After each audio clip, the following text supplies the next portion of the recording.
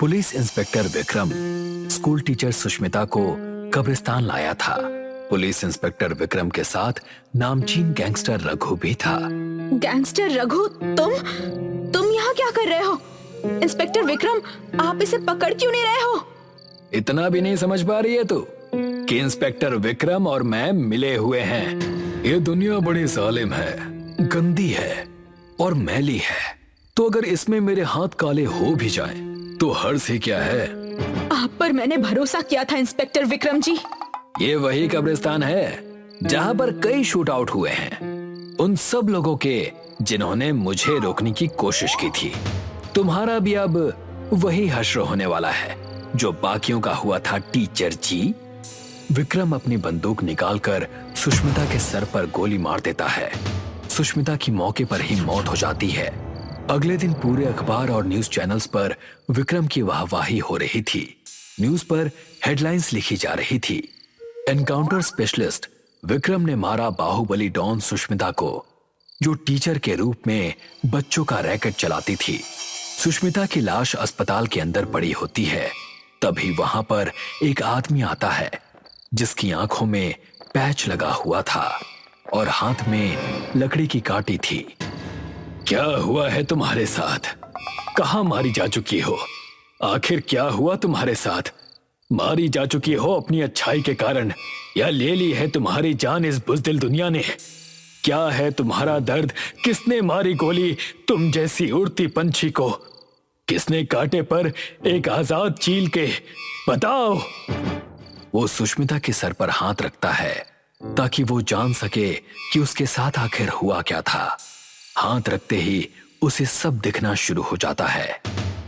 Sushmita 12th class को accounting and finance पढ़ाती थी।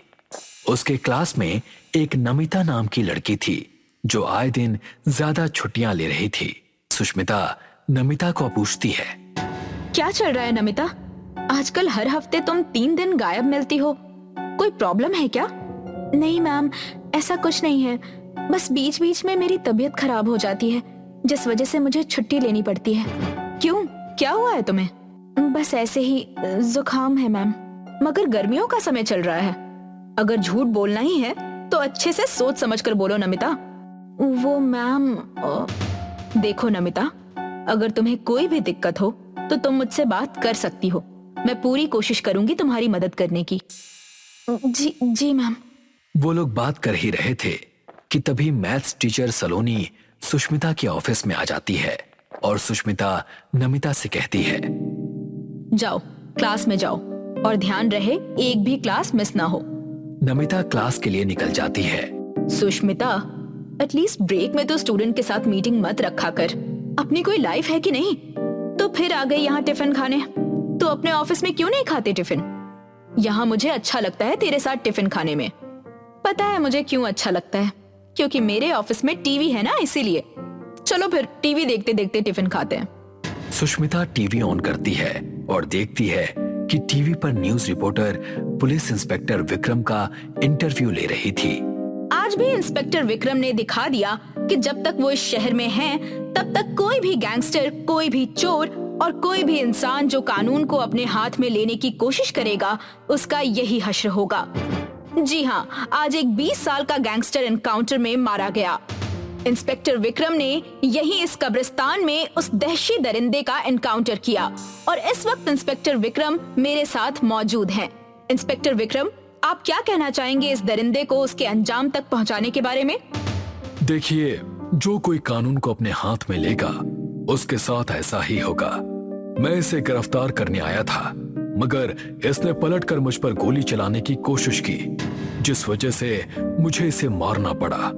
आपका बहुत बहुत शुक्रिया इंस्पेक्टर विक्रम, और सच में आप इस शहर के हीरो हैं। तभी इंटरव्यू सुनकर सलोनी कहती है, यार कितना हैंडसम इंस्पेक्टर है। जब तक ये हमारे साथ है तब तक हमें डरने की कोई जरूरत नहीं है। ये इतने सारे एनकाउंटर्स करता है और इसे कोई कुछ कहता ही नहीं। जब तक सवाल सिर्फ इससे पूछा जाएगा, हीरो सिर्फ यही होगा। किसी को सवाल करना चाहिए कि जिसे ये मार रहा है वो सच में दोषी है भी या नहीं। जाने दे, कहाँ हम टीचर लोग इसमें फंस रहे हैं। चल, ब्रेक ओवर हो गया।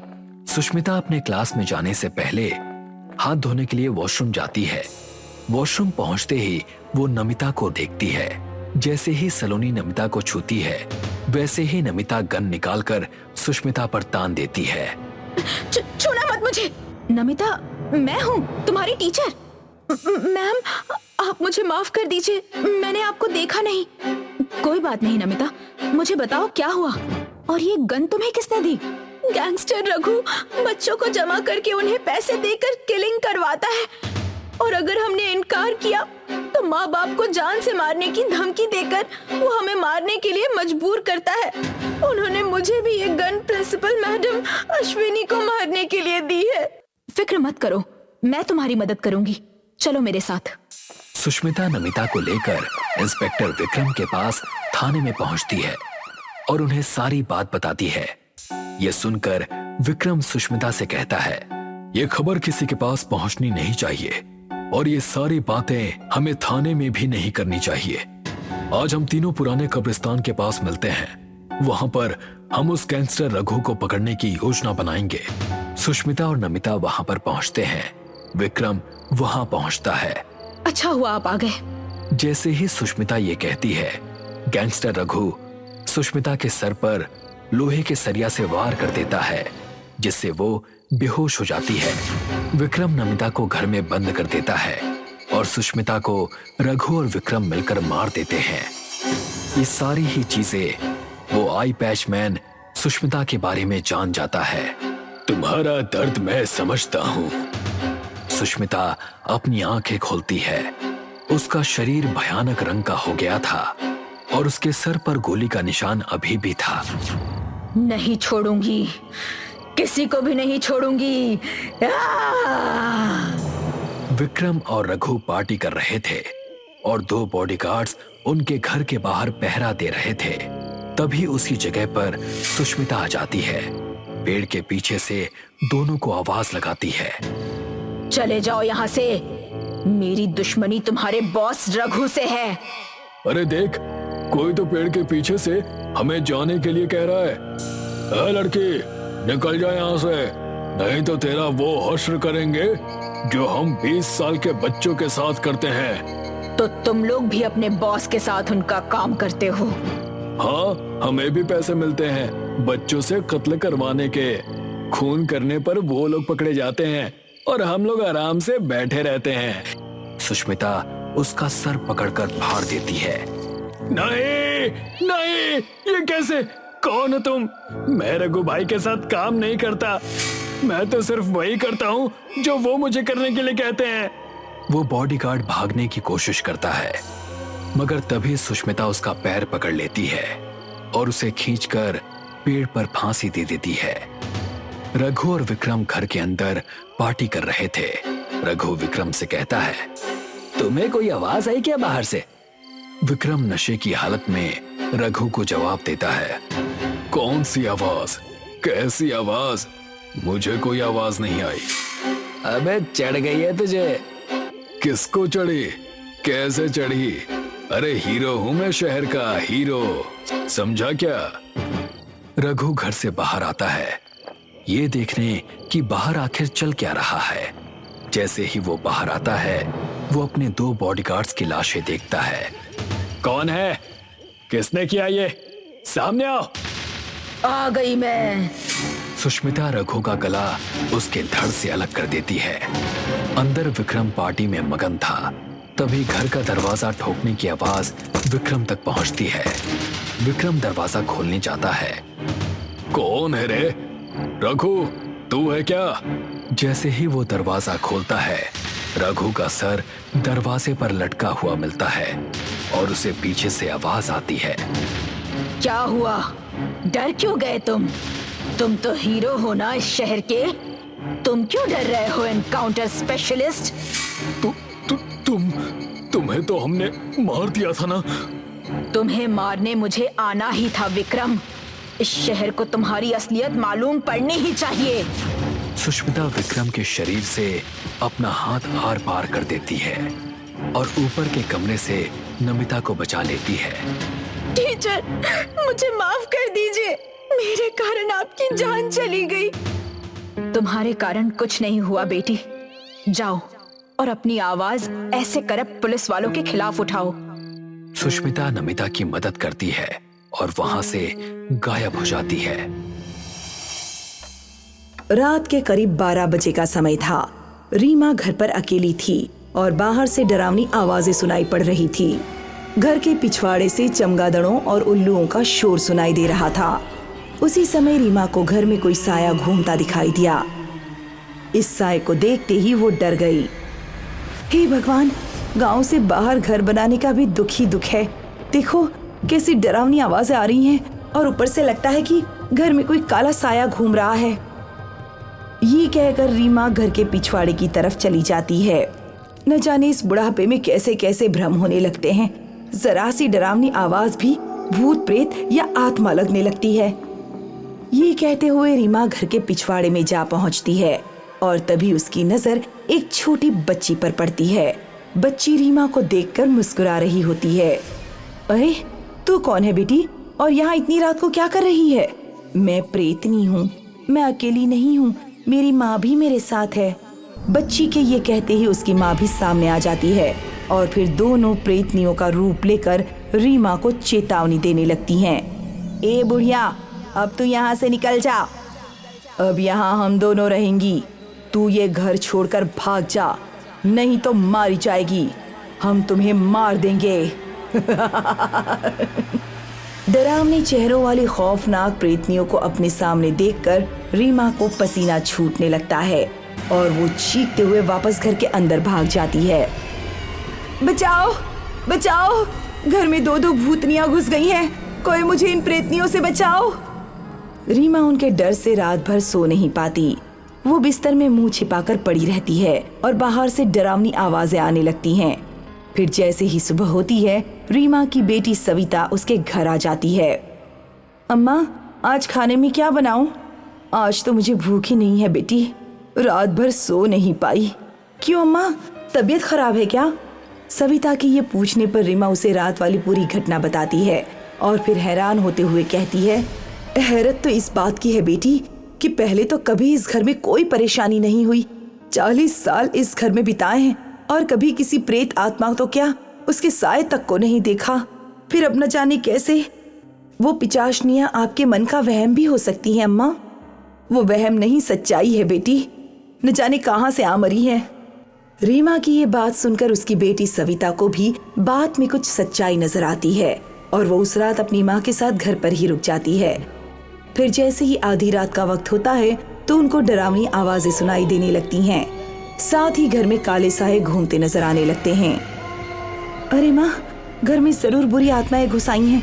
देखो तो डरावने साए घूम रहे हैं। मैं क्या झूठ बोल रही थी, ये प्रेतनियों के साए हैं। मुझे तो बहुत डर लग रहा है। तुम डरो मत अम्मा, मैं हूं ना तुम्हारे साथ। सविता ये कह रही होती है कि तभी दोनों प्रेतनियां उसके सामने आ खड़ी होती हैं। बुढ़िया, तू अभी तक ये घर छोड़कर क्यों नहीं गई? शायद माँ बेटी मेरे हाथों मरना चाहती हैं। ए बुढ़िया, तू अपने साथ साथ अपनी बेटी को भी क्यों मरवाना चाहती है? ये हमारा घर है और इस घर से हमें नहीं तुम्हें भागना पड़ेगा, समझी? सविता के ये कहते ही दोनों प्रेतनियां गुस्से में आकर उधम मचाने लगती हैं और रीमा और सविता को मौत के घाट उतारने की कोशिश करती हैं।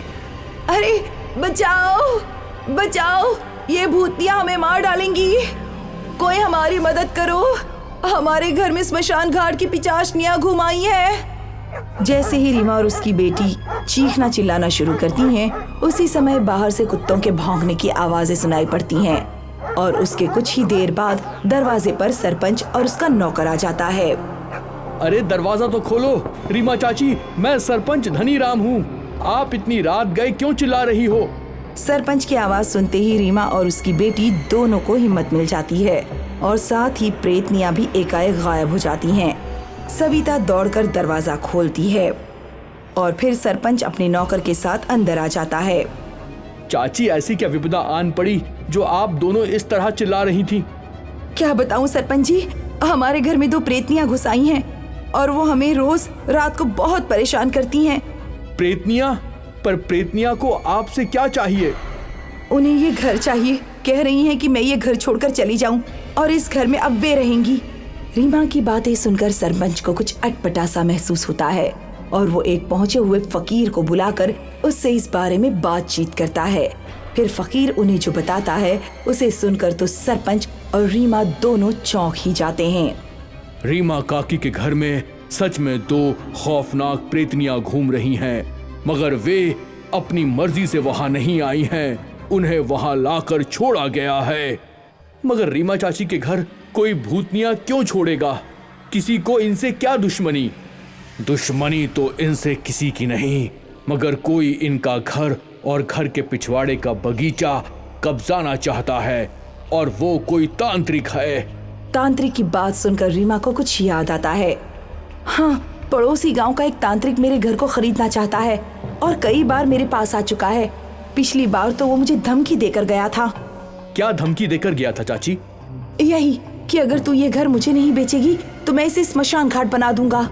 रीमा की ये बात सुनकर फकीर बोला, शमशान ही बना रहा है वो इस घर को। इस घर में शमशान की राख आ चुकी है और अब घर शमशान बनने लगा है। क्या घर को शमशान बनने से रोका नहीं जा सकता है? हाँ, एक उपाय है। मैं शमशान की राख ढूंढ कर आपको दे दूं और फिर ठीक रात 12 बजे वो राख आपको शमशान घाट में फेंक कर आनी होगी। फिर तो यहाँ से प्रेतनियां चली जाएंगी ना? हाँ, चली जाएंगी। अगर शमशान में राख फेंकने वाला वापस आते हुए पीछे मुड़कर नहीं देखेगा तो। सरपंच और कई गांव वाले मिलकर इस उपाय को करते हैं। फकीर तांत्रिक द्वारा रीमा के घर में रखी श्मशान की राख को ढूंढकर सरपंच को दे देता है और फिर एक दिलेर युवक उसे रात 12 बजे श्मशान में फेंक आता है। इसके साथ ही प्रेतनियां रीमा का घर हमेशा के लिए छोड़ देती हैं और वो खुशी खुशी अपने घर में रहने लगती हैं।